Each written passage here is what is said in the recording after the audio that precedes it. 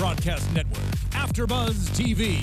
Over 20 million weekly downloads in over 150 countries, and your number one source for after-show entertainment.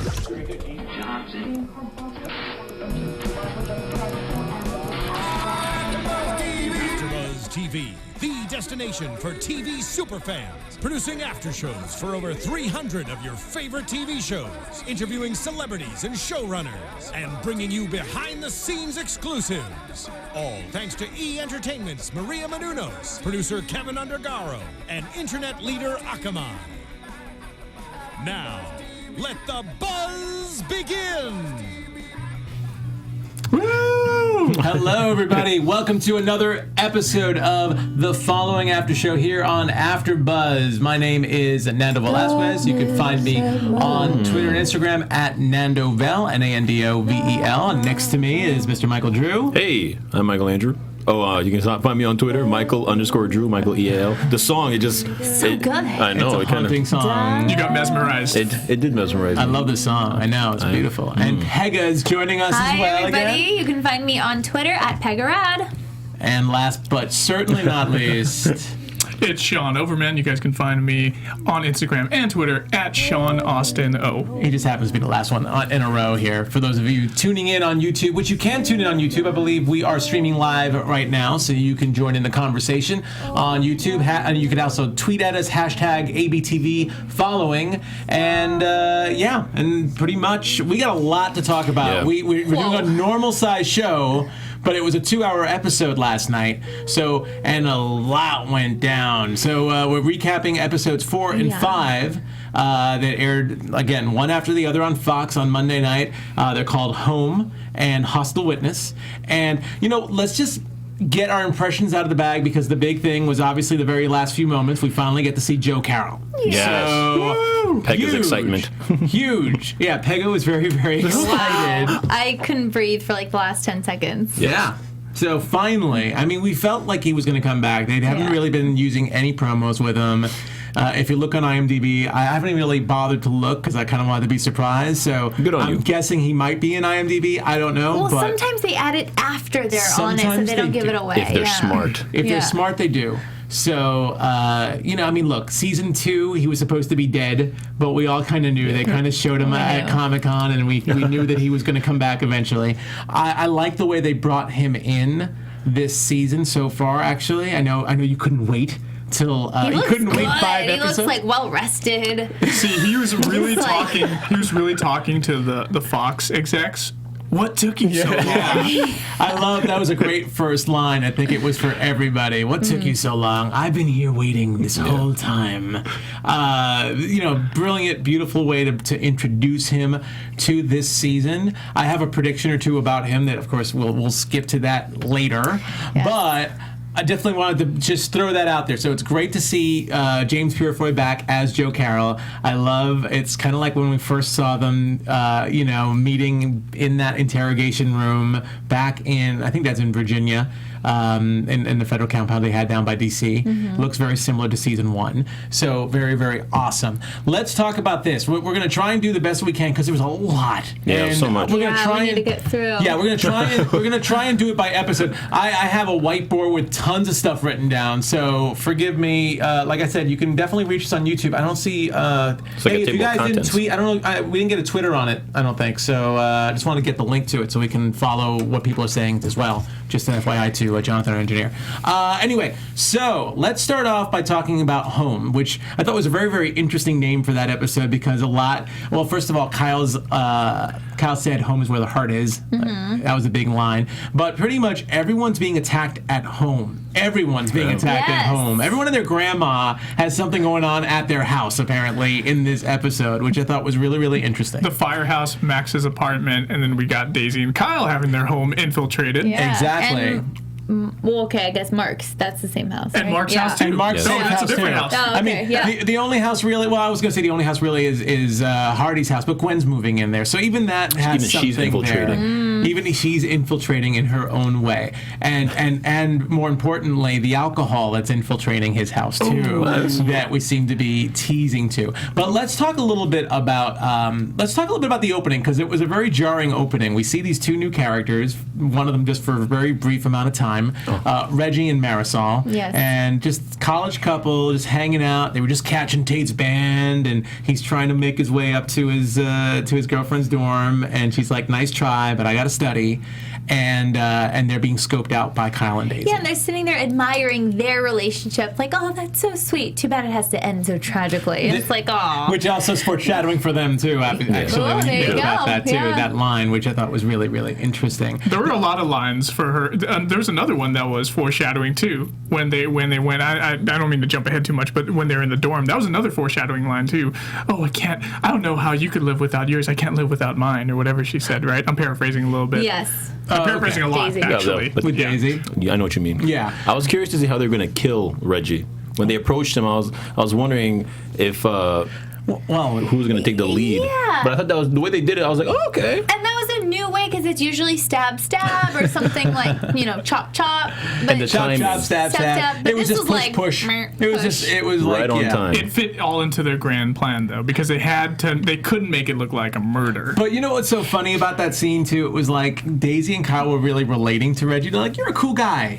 We would love to put you out of your misery painlessly, but we gotta make it look like an accident. So shove. Was that van in on it? Because that looked like a shady Mark van. They're just awesome. They're just proficient killers. These guys. I don't think that was a crazy. shady. And the Mark driver van. didn't see him being pushed. Okay, whatever. way Okay. they- We can talk about this. We can talk about this for 50 minutes, or we can just move on. So let's just move on because we got a lot going on. So we talked a little bit about Gwen moving in. Yeah. She's moving in. We didn't get to see much of her in these 2 hours. Let's just skip to that at least and talk about that. But the one thing that she keeps hammering on, which we see in other characters doing too, is there should be no secrets, Ryan. Ryan, we have no secrets. You're not telling me everything. You're not telling. I don't feel like you're telling everything. He's chasing a murderer. It's like Like, just relax. and she wasn't very thoughtful for bringing alcohol into the house. no. I would know. have never done that. She is clearly a follower. Yeah, I was gonna bring that. She is Yeah. breaking It's gotta Hardy be. down slowly but surely. You guys really think so, still, I huh? still The think alcohol. so. Okay. Who doesn't know that? Yeah, seriously. Well, you know doesn't what? know that. How dare she tempt I had Hardy? a roommate who was sober for a couple of years, and he allowed alcohol in his house. I think depending on the person, after a certain amount of time, you develop a habit. And this is just in real life, and this doesn't apply to everybody, but just my personal experience with someone who was an alcoholic. He didn't have a problem with alcohol being in the house because he was so used to not drinking it. He had a lot of self-control. Obviously, for the purpose of this story, and as we see later on, Ryan kept throwing things throughout the past 2 hours because he was just getting very angry and losing it. So we definitely see foreshadowing. There we go, foreshadowing again to Ryan's alcoholism. It looks like he might, take a dip down there. We'll have to see about that. Or a It sip. was crazy how she Or a just sip. how she insinuated I slipped my mind. Yeah. I forgot. I think it does, though. Like I said, when I was with my roommate, I'm bringing alcohol home. I'm not necessarily. I mean, of course, she's dating him. She's in love with this guy. Maybe she Yeah. should know better. But it's kind of like hanging out with a vegetarian when you're a meat eater. Ryan should have just put it all down the drain. Sometimes you want to eat meat, and you're like, "Oh, that's right, you're a vegetarian. I hope you don't mind." Sorry. But that's totally different, obviously. Yeah, I don't think he's gonna eat meat and go on a rage. Yeah. And just So, Yes. sorry to cut you guys off. Go for Okay, it. please. What were we gonna say? So Daisy and Kyle, they're watching Max, and I thought that was so creepy via the hidden camera. It's Yeah. just waking up with Tom, and they're just sitting there like kind of. I want to say like. getting like Waking up- voyeuristic and Yes. extra porny. Like, oh, I like that. Yeah, it was Yeah. kind of Waking up with with Michael. Yeah. No, we're Tom talking at about first. Tom. Oh, it was Tom first. Yeah. That's right. Yes. Well, I think what's creepy about that too. I mean, obviously, because Tom took her away the night before when they were bugging the apartment. Yeah. When Right. Daisy and Max were. So obviously they had a good night. They went out, and then she brought him back home, and we see them hanging out. We see him leaving, but more importantly, we see Daisy and Kyle not just watching, but kind of getting off on watching what's going on Yeah, it in was Max's really- place. ugh. they get horny on the weirdest Yeah. stuff. Well, they're yeah. kind of demented serial killers. Yeah. So, yeah, I think they do get other turn-ons than maybe you do. But even more importantly than Max and Daisy getting turned on is it seems like Mark kind of was a little creeping in that scene too. Mark's kind of listening in. It looked like he was waiting to bust in when they were in the middle of it. He's like, "Hey guys!" Like, yeah. And I mean, throughout these 2 episodes, we see Mark definitely trying to fit in with them. He still has, he still has that Luke conversation. But I noticed that he seems really attached to Daisy in particular. He likes her. He likes her a lot. It's kind of like a very similar Emma situation from last season. I knew you were gonna say Emma. Well, find a way to throw her in there. Well, it is because they had a relationship last season, and you know. Mark's not that cool with the women, you know? He's kind of a little awkward, but he's like a little puppy dog. And I think, you know, Daisy knows how to... We see it later on in the episode, or later on in the next episode, where she's trying to get rid of him. She knows how to kind of play with Mark, even though Mark's pissed off at them. She knows how to get Mark to do stuff. He always gets manipulated, but, you know, thankfully this time he's got Luke there to help him out, his alter ego. Yeah. And he gives him, like, some advice to, like, oh, okay, yeah, let them tell you what to do, but kind of hang back. Doesn't Mark also save her when she's in the fire station and almost get stabbed by the firefighter? Yeah, Mark is the one that saves her in the firehouse. So yeah, there definitely is something. And remember, you mentioned this last week, which I think was really, really awesome. That Mark has that condition where he can't really have anyone touch her. But you know, he touched her. I think after he saved her, they touched hands or something. He's got hepatophobia. Yeah, and he definitely has had moments of contact with her, but especially in the second hour not later on in the episode when Kyle and Daisy are leaving the safe house, Kyle just kept hitting Mark like, hey buddy, hey, and Mark just kept like convulsing every time Kyle touched him. So they both, I think, know. I think they both know about Mark's affliction. I'm sure Mark told them, and they both use it to their advantage. I was hoping Mark would get Kyle. I was hoping there'd be a climactic scene between them where Mark would, gut him. I'm sorry, I don't mean to go too forward, but I was hoping there's a good gut in there. I feel like Hardy. I don't think that would have happened, and I feel like Hardy, Ryan, he just kills everybody. It's always death by cop. He's got a terrible shot. I would have really liked Mark to kill Kyle, though. As much as I don't like Mark, I just wanted him to get that satisfaction. It's crazy how the killers in this show have such a better shot than the FBI. It's like whenever Ryan has to keep someone alive, he's just like, oh, he's coming at me. Oh, just shoots aimlessly, like 3 in the chest, 4 in the stomach. But like the killer, pretty bad. But then you have these killers who just got trained. They just come in, what's up? Pop. Yeah, right on target. Assassinate an entire firehouse. That's not just the following thing. I think that's a very common thread in lots of TV shows. Not just the following. I wouldn't just call that an FBI WTF. But yeah, but call it the following FBI. But you know what? I don't know how good I would do as a shot, so I'm willing to forgive that. But I mean, you would think they'd be better than the just trained 5'4" woman. Strauss's. Yeah. But anyway, where were we? So, Mark definitely creeping in. He's definitely suspicious of these guys, but he is allowing them to make cookies and set some stuff up. Remember he had the apron on? I'll make cookies. And Daisy's like, I'll be down later on. I'll be down a little bit to make cookies. And which was really funny because then we see why the cookies were being made. It was like a goofy line, but it ended up being part of their plan, which is to go to the firehouse. That's right. Yeah. I thought the cookies were poisoned to kill the firemen because they're all these Poison is a weak way to kill people. But that's what I thought was going to happen because they're all larger, muscular men. Maybe knock them out and then just splatter their blood all over the wall after they stab them when they're knocked out. Yeah, but they go in there and just kill everyone effortlessly, as if they were trained by the Navy SEALs. Yeah, it was really. I thought that 4 firefighters in the station was kind of on the low end. I thought so too. I didn't think. Yeah, I thought so too. I thought that was really, really weird. I'm jumping ahead, and before I jump ahead to this, I do want to bring up, because it was pretty big too, to see. I want to talk about 2 things before we get to the firehouse, because I think they tie into the firehouse beforehand. First of all, is Mike getting called into Gina Mendez's office because she's concerned about Mike. Yeah, she's looked at his evaluations and he doesn't seem like he's okay. He's reckless. Apparently his overseas report where he was reckless, borderline insubordinate, and he can't control himself. He's baby Ryan. Yeah, he's a baby Ryan. That's true. We see that later on when he kind of has I learned it from you, Dad, at the very end with Ryan, which we'll get into. But really funny moment. But yeah, so this is funny. This is kind of like Mike several times in the past 2 hours is like I have it under control. I will be okay. This is the first case where he is like I will be fine. And of course, Mendes doesn't believe him because Hardy gets a lead into Daisy and Kyle's house. Yeah, and he gets up to go with Ryan, and she's like, nope. Send Max. Send Max instead. Like, and it was so cool. Max really wanted to go. She wanted to kick down the door. And I always wanted to kick down the door too. That's seriously one of my. I just want to go kick down the door. She had some door kicking boots on. Yes. So we heard a couple of weeks, the past couple of weeks, Daisy in particular talking about our life at home, Ross and Rachel, our dogs, and everything we've created, everything we've done up to this point. It's at risk. So now we finally get to see a little sliver of their home life, and it's perfect. Yes. Aside from the dirty boots that leads to their trophy house or whatever it is under the forest, which Ryan obviously finds very quickly because he knows how to think like a psychopath.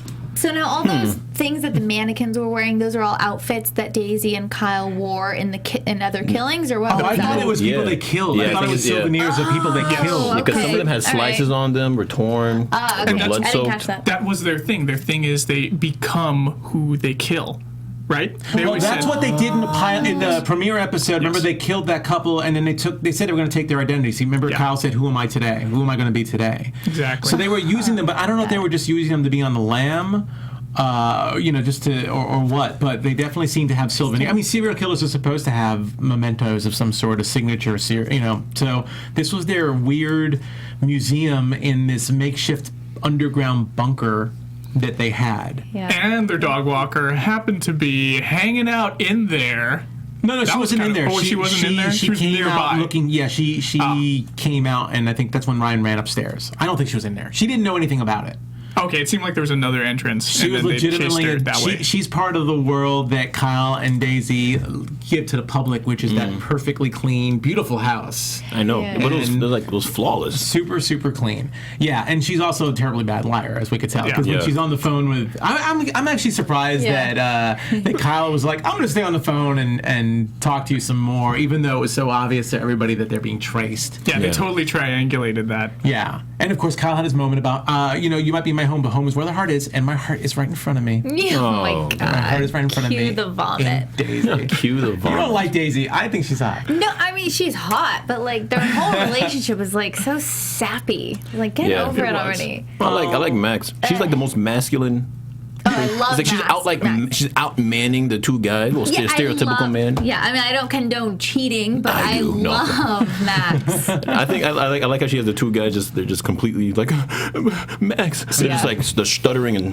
See, I was really disappointed because I feel that Tom is not a follower now. After he found the laptop, I feel like he was zooming ahead. We're zooming ahead here. So disappointed. We're zooming ahead. We got okay. Yeah, we'll get to that next. So let's talk about the firehouse. Because I thought that was a really oh my God. I mean Kyle with the axe at one scene, getting the guy in the shower. In the shower with their own axe. With their own axe, and of course Mark. That guy telling the story. I love that scene. So then she says, well, what are you leaving me hanging? What did she say? And then it ends up being Mark killing that guy on the bed. He knifes him too. And flawless killing. So Mark killed 3 of the guys.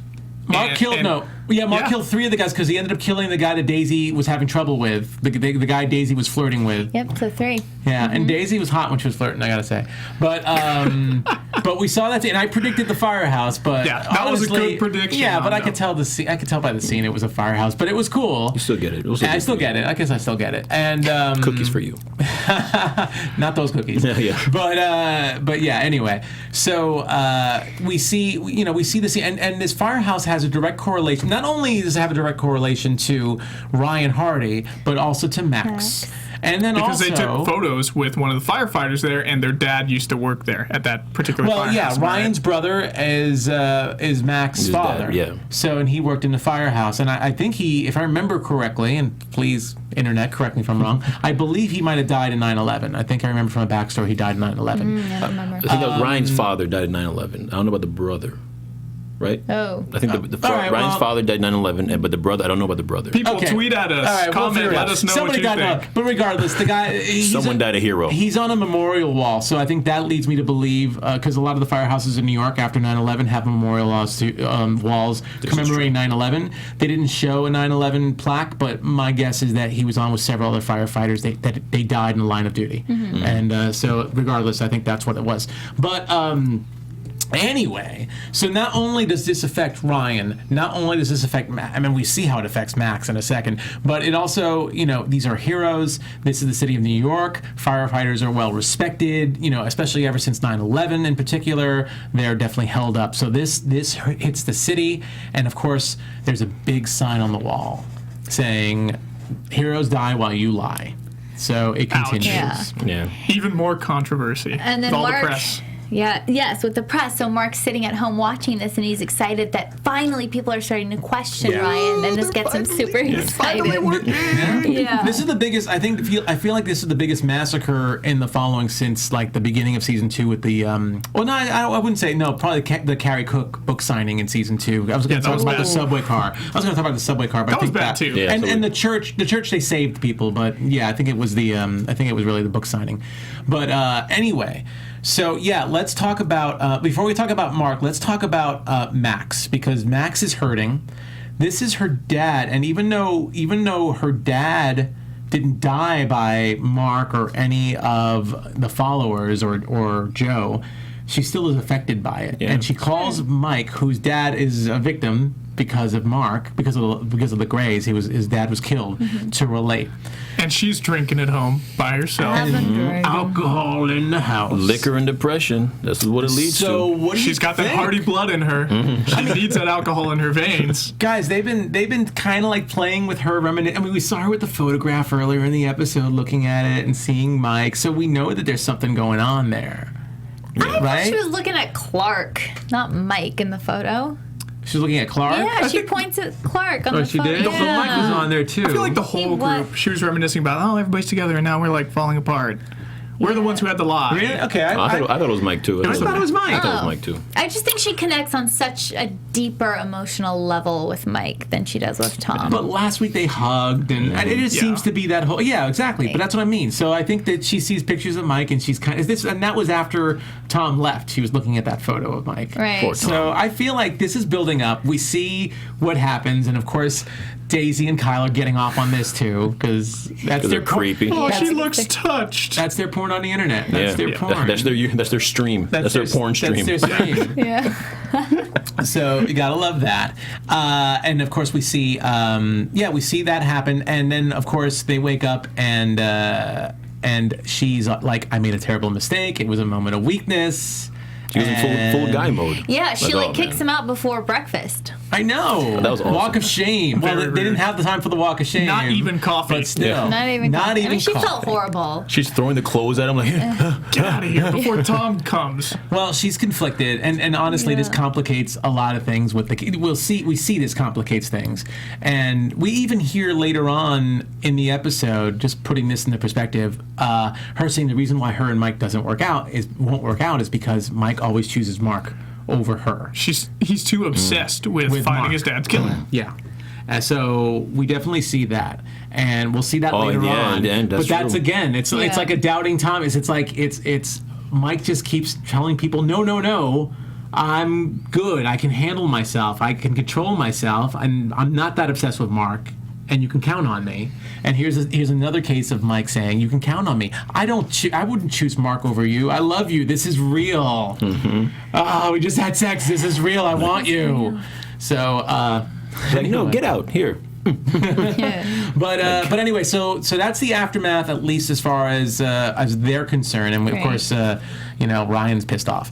But let's talk about the safe house now. I love that throwaway. Ryan's just pissed off. He's always pissed off. He's Ryan. He's just getting worse and worse. So Daisy and Kyle go for a walk against Mark's wishes. And sure enough, they get seen on the camera, and they what kind of traffic camera hits brownstones? What kind of traffic cam hits brownstones like that? That's my one little problem with that. Is FBI what? Traffic cam should be on the traffic, not on the front porches of brownstones. I know that's true. Magic of CCTV. When Ryan Hardy's on it, though. Yeah, when they his see team, everything. when the FBI is on it. I don't know, but look, we found them. They had to be really close to the brownstone so they could figure out exactly the address, I guess. They can't shoot correctly, but their cameras can see everything. But this comes really, really cool. This whole next segment with the whole safe house is so awesome because Mark obviously is upset. He wants the family to stay together, and he's nervous that they'll get busted or caught. He cares about them, even though he knows something's up. So he starts investigating, and he finds the laptop with Max, which I thought was beautiful and brilliant. And it happened to be unpassworded. He just opened it up. And it's streaming live. That's a serial killer WTF right there. Yeah, and then she gets the phone call that they found Mark's house. I know, everything's right on cue. It could have been something like, oh, we gotta go or something, but they're like, Mike, they found where Mark lives. By the way, the address. Like, yeah. Well, I didn't hear the address right away. I was like, there were several moments I think in this episode that really had me hooked, and I was like, don't say the address out loud because they didn't have the phones bugged. They just had the apartment bugged, and Tom is saying the address on the phone. Exactly. And then she freaking tells Mike, and Mike just says it out loud, like 535 Win Hill Lane and Benton Hill. And it's like now Mark knows. And Mark's like, uh-oh. Yeah, I gotta get out of here. No. But but the cops got there fast. I will say that. It was like right at the last second. Yeah. Mark happened to escape. And then the second weird moment. Tom's in there. Tom. The first guy to find the laptop, the electronic evidence. Oh, God. Everyone was so finds his laptop. He perfectly. I guess that Kyle and Daisy must have saved the sex scene. They're like, oh yeah, let's put this on the favorites list in this camera.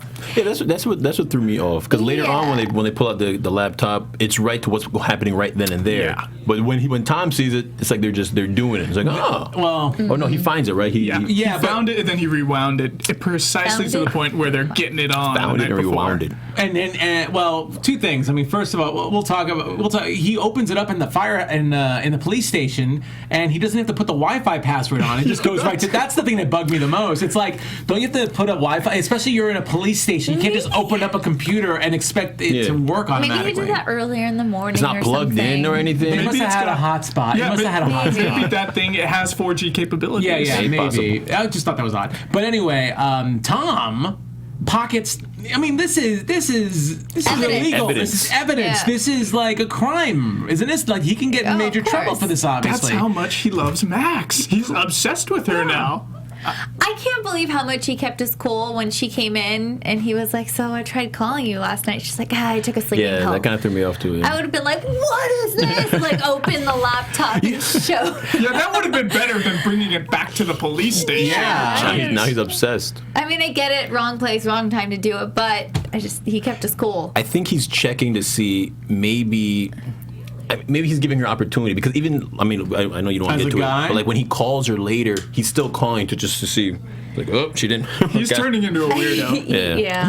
Sad. I agree with you. I think he's just like, let's see how long she can keep this charade from me when I know the truth. Like maybe he wants her to admit it to him, so then maybe he loves her that much that if she admits it, like, okay, as long as you told me, we can make it work. Yeah. But we can see the antagonism brewing between her and Tom and Mike, because there's that one scene. If we could fast forward to that rooftop scene with the college girl, we see him hesitate picking up Mike from the railing. He's hanging there. He literally looks at him for like 10 seconds, like, should I pick him up? That was crazy. Does he realize I'm looking at him right now? They kept that shot for a little while, like he had to think about it, and then when Max came out, he jumped in there.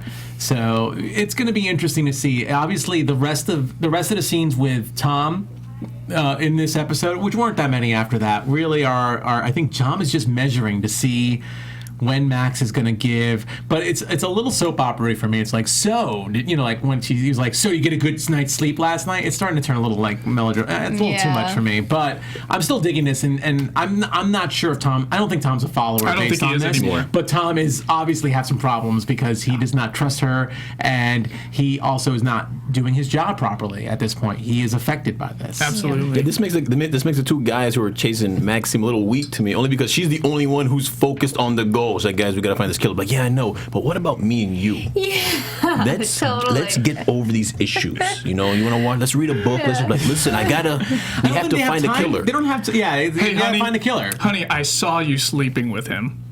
Okay, let's admit it. Let's cut the BS. Yeah.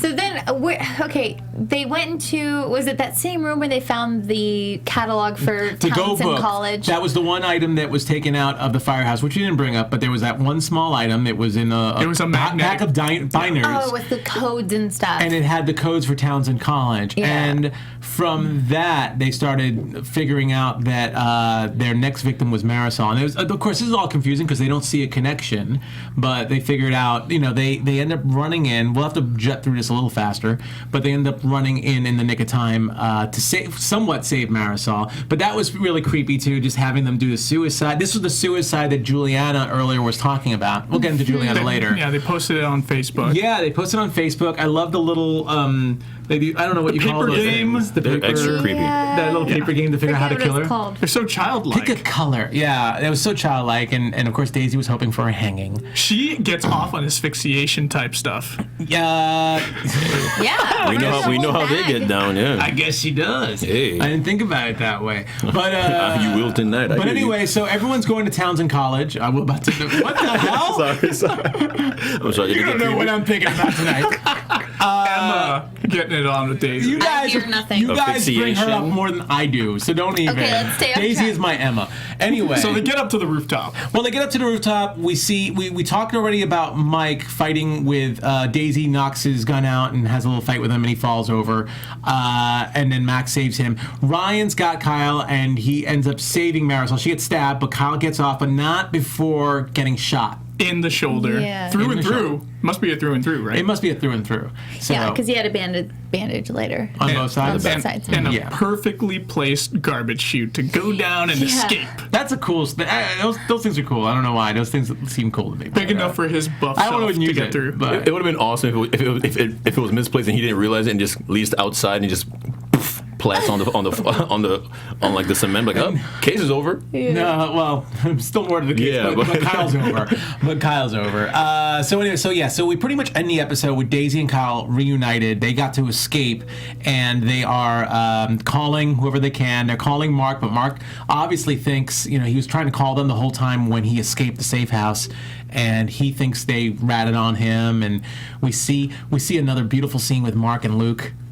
Sam Underwood playing both out in the middle of the street. Sam Underwood was awesome. That was great. It reminded me of just the homeless guys that are out there on the street talking to themselves. But better than a homeless guy. Yeah, because it was like, whoa, this guy's a serial killer. He's talking to himself in front of people. People are probably like, dude, what the hell is this guy's problem?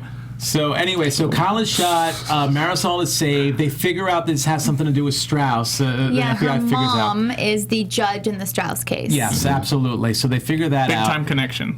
We don't get to see the mom in the second episode, which is interesting. I guess they took her off the case. Was that? Oh, they took her off the case. They must have taken her off the case. That wasn't the judge that was up there. That wasn't Judge It was Wallace. a male judge.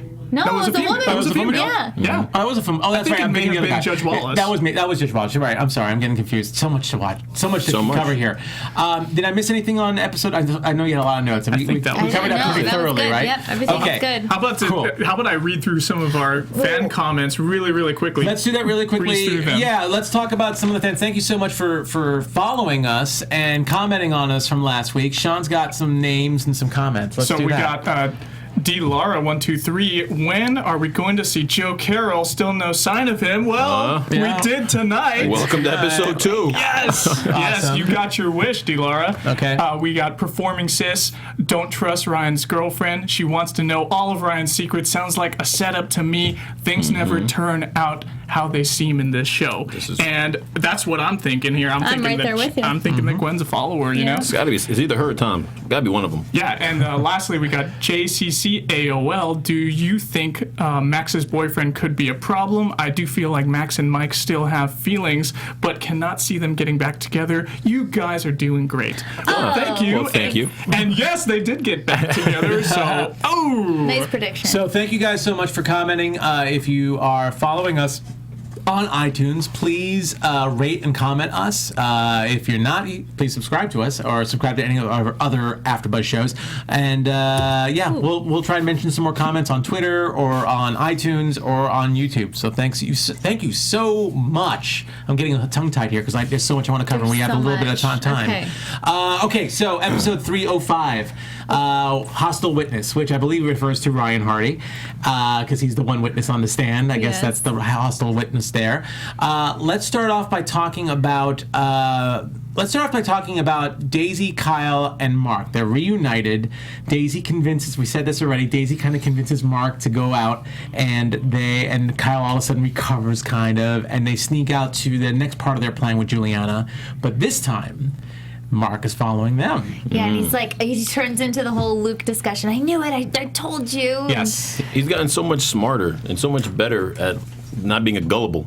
Yes. Not being a patsy. He's a killer, but a patsy. But he ain't no patsy no more. Now he's just a killer, and he's ahead of the game. But I think it's beautiful seeing Mark. Mark's finally getting wise. Now we see Mark going after them. They didn't count on Luke. They did not count on Luke. Yeah, because it absolutely didn't count on Luke. Luke is not swayed as easily to the ladies like Mark is. So we see them, and we end up seeing that Mark finds Juliana. He discovers Juliana, and what's really, really cool is he starts following her and discovers that Juliana's as a paralegal, or at least on the team for the Strauss trial. She has something to do with the Strauss trial. She goes to the courthouse, and he just starts listening to everything, seeing what's going on. He sees Ryan Hardy walk up to the courthouse too. Absolutely. So we find out, that Ryan Hardy is going to be in this trial for Strauss. We see him have a little interaction with him on that prison bus. That was good. That was cool too. That was really good. And so we see that Hardy is one of two main witnesses that it's going to take the stand to hopefully put Strauss away in jail. But again, this puts his whole task force on the line, because a lot of the defense, as we know, and part of the reason why Juliana is doing all this stuff is to discredit the FBI. Right. So, awesome scene with Ryan on the stand. Micheal plays the AUSA. Those of you who aren't familiar with her, she's done so many different things. Yeah. She's an awesome actress. It's lovely seeing her. Yeah, she's really, really awesome. And she's fine. And she's fine. She's still, she's still got it. She's still got it. And so, of course, the FBI, they talk a lot about what happened in season 2 with Strauss when Ryan broke in, and we didn't have a chance to really watch that episode again. I can't remember if he bugged. Did put a bug in there, like he I don't know if he forced his way in, but he got in there somehow. I think it was a bug in there. Yeah, right? and he just put it like on a vase or something. I think so. And then when he went in on a visit, I think you're right. Yeah, he was able to hear Carol, not Carol, Cook. Yeah. Follow Carrie him. Cook. Carrie Cook follow him in there afterwards, after he left, and try to question Strauss on her own, doing her writer, reporter type thing. But the two big things to note for this trial is, first of all, there's a, typical cliche like courtroom drama. I just got this piece of evidence. You cannot do. I just got this. Well, we don't have it. That's because it just came to my attention. We couldn't disclose it. That's not how discovery works in a courtroom. Come on. Well, we gotta write it in. We gotta write it in. Yeah, of course. There's nothing to say that it was authentic or anything. Like no proof. No, but apparently it was. Even though even to me, it didn't sound like Clark was that wimpy to be like, I don't know about this. I feel like I feel like Ryan being on the stand, I feel like he genuinely thought that couldn't have been Clark because of the way it was written. It didn't sound like his verbiage or his phrasing of words or sentences. And even later on, Mike said the same thing. Mike was like, it couldn't be. No, they had to have hacked inside the server. And Gina was like, no, they didn't. It's impenetrable. Impossible. Inconceivable. So that was the first. It's hard to find. Yes, it's hard to find. You cannot find it. So that's the first issue. The second issue is Carrie Cook. This is interesting, because we haven't seen Carrie in a while. Yeah. And as far as I'm concerned, we still haven't seen Carrie, because we only saw her in flashbacks. Don't really care about her, but we knew that she was gonna be dead. With all those flashbacks. We'll talk about this, because this is weird. This is the one weird thing. But Daisy and Kyle's mission by Juliana was to get Carrie and to at least have her disappear so that the case could be dismissed. There's no more witness. Yeah, so there's no more witness. So we see them do that. Very. Yeah, Daisy and her pretending to be the FBI. I know. Tasers this huge guy. Hotel security, WTF. He falls. And then Kyle comes in with an ice pick? That was that was a crazy killing scene. Yeah. That one was just real boom. It was just so no emotion at all. But then when it came later on when he's like, "Oh, I found the girl the FBI is looking for." For a second, I was like, "Wait, what's happening?" Like, that was so weak too. He threw them off. Really? He threw the FBI off. That's for sure. That was just Their so wig weak. was off. He was dressed as a U.S. Marshal. Yeah. Right. It was still kind of weak the way it happened, but jacket whatever. barely it fits worked. him. And her perfect aim right in the shot. head. And she had a silencer on her gun. It was just perfect. It's like they're like authentic Marine They've got killers. 1 hour to do this stuff. Meanwhile, Ryan Hardy can't even aim at a shoulder, but these guys are like right in the eyes, bang, right between the eyes. And Kyle's hurt doing all this. And Kyle's hurt doing all He's this. severely hurt, shoulder bleeding, has to take painkillers. No, it's crazy. It's absolutely crazy. We go back to the courtroom. We find out that there's problems with Carrie. They can't find him. Ryan is sent out. He's got an hour to find out what's going on with Carrie, or else the case will be dismissed. And they run to the hotel, perfectly looking, clean hotel. And then smells bleach. Question, doesn't bleach turn a red rug into like a whitish bleachy rug? I don't bleach rugs. I don't. I got bleach on my clothes once, and it was like it turned it like what pink. I thought was funnier was they used the black light, and all you could see was the one spot on the carpet. Yeah. And they're like, "That's it." It should be everywhere. It should be everywhere in a hotel room, right? Especially one that nice. Especially one that nice. It's like hidden. Like, yeah, they should have just started waving it all over the place. Yeah. I'm surprised. She had a black light on her. Max had to have one. I guess maybe so. they do that. Maybe that guy always has that. That's what I didn't want. That's what I was guessing. Max Maybe. keeps one on her because she's up to no good, so she has to make sure her bed is clean. Yeah, maybe she's really good. I see what you're talking about, Pegah. Maybe. All right. Okay. Okay, Max. But anyway, Okay, Max. No. Anyway, they're on the run, and Ryan catches up to Ryan and Mike. I think all three of them catch up to the van. Yeah. Thanks to Agent Sloan, who feeds them intel about the CCTV coverage on the van. Okay. Yes. Sorry, just trying to get through the rest of it. Here's the interesting thing. No Carrie. We never see Carrie. Never. We see a hand in the van. So I'm not dismissing that She was in there. That there was somebody in there. But I just find it really weird that and also the actress, I can't remember her name right now. I had it up before. She's not listed in IMDb for this episode, but I would still think on the business side of things that you pay an actress, even for those flashbacks, you're paying her for those appearances. That's what I was wondering. It just seems weird to me that they would show her in those flashbacks, which I believe were directly from season 2. They might have been extra scenes or something. I don't know. And Those were from season 2. directly from season 2, like word for word. Yes. Okay, that's what I thought. But that's why it's so weird they would pull these flashbacks, but they wouldn't hire the actress, not even for a little bit. So. Like a Scream. Interesting. They're on budget. Yeah, like a Scream or something. They could be on budget. They're balling on Okay. They're on a time budget. They had so much to pack into these two episodes. I'm not saying she's alive. I'm not saying there's something could be the security weird. guard. I just feel like it could be the security That guard was too. just- could have been The a FBI security guard. agents that got killed too. But I'm just wondering why that happened. So if anyone has any idea why you think we didn't see the actress that plays or see Carrie in present day, let us know, because I really want to know. Yeah. Anyway, Ryan discovers all this too late, and Strauss walks. The case is dismissed. And they're by the van. And I always get so creeped out when they say, let's split up. Like, I hate when they split up. It gets scary. It never works. It's like in the zombie movies. You can't split up. You got to stick together. But one thing to note too is in this whole interaction when Ryan discovers the van, he ends up finding Kyle and Daisy. Kyle and Daisy have that one last little kiss through the fence because Kyle can't climb. Yeah. He can hold on to Daisy and shoot and do the whole hotel thing, but he can't climb the fence. They probably picked up bodies too, Yeah, right? probably. He had to use his upper body strength. It probably. caused his arm to bleed even more because of that. Yeah, and probably. what was Kyle thinking he was going to do with that knife when Ryan Hardy has a gun pointed at him? He was doing suicide by cop. That's what he wanted to And do. it was Carrie's knife. He was like, innocent blood is redder than normal or something. I don't know. Darker. Darker than normal, but it was just weird. And of course, Kyle rushes Ryan. Ryan shoots Kyle. Another death, you know. And Ryan, you can't help it. So you're saying he wanted to die? He wanted to die. He didn't want to go to prison. No, he probably didn't. I could see that. He's a serial killer. I don't like the way the serial killers die in this. I feel like everyone else gets epic deaths, but the serial killers, every time they kill a serial killer, it's like pop, pop, like all right, bye, and it's just so like unclimactic, anticlimactic. Thank you. I was gonna say unclimactic, but Yeah, we understand what you meant. we can use that. Okay, so let's talk about Mark and Juliana, because Well, you know what? We learned a lot about Juliana. I thought Juliana was this badass, the way she was talking to Daisy and Kyle. Too. And all of a sudden we see this scene of Juliana going home, and she's scared. It was like a horror movie. You know, like the innocent victim. She's like trying to press the elevator door, and Mark's like trying to bust the door open. And that was a weak door. It was a weak door.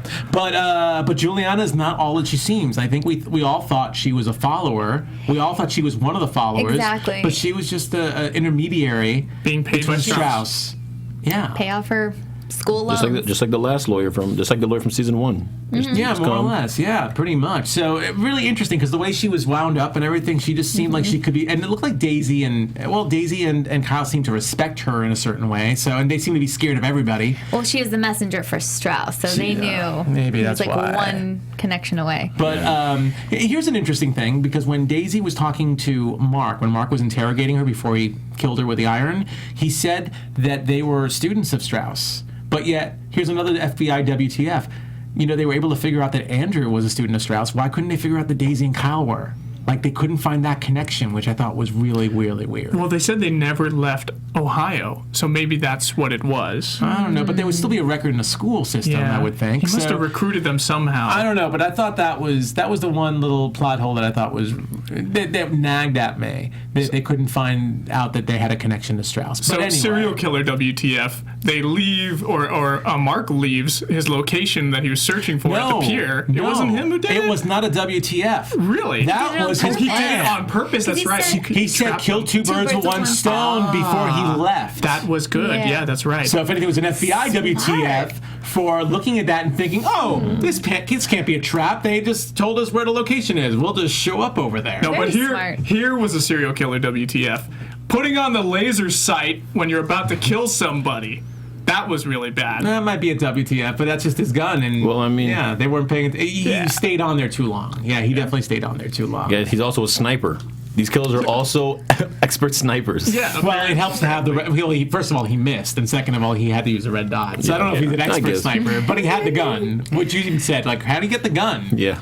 So that was a little weird. So we found out that Strauss wants to take Daisy abroad. He gives her a choice. She takes life over being with her lover in the afterlife. That was a little interesting, seeing that one scene. Daisy wanted to kill him for getting Kyle all, killed himself, and he gave her that. Of course, he wants cute Daisy. I would want cute Daisy. He's like, good. I'm glad you chose life. My arm candy throughout Europe.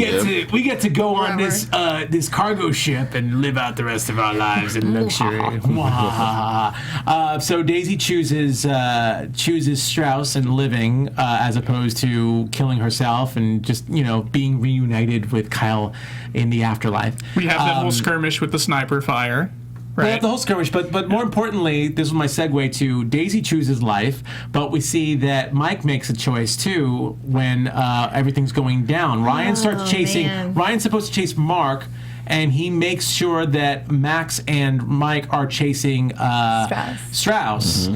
And they kind of catch Strauss, but then all of a sudden Mark's visible and Mike chooses Mark over Max. He chooses vengeance over his love. Yes. The moment he sees Mark, he's just, all right, bye. He just is out. So, huge scene. I mean, this was setting it up for the past 2 hours. Yeah. Huge scene. It's not like he just left her while Strauss was...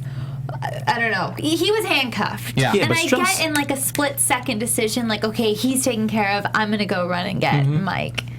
Yeah. Well, first of all, Ryan was Ryan was supposed to get him. Yeah, he's just not being. I mean, look, in one moment you saw also Strauss was captured somewhat.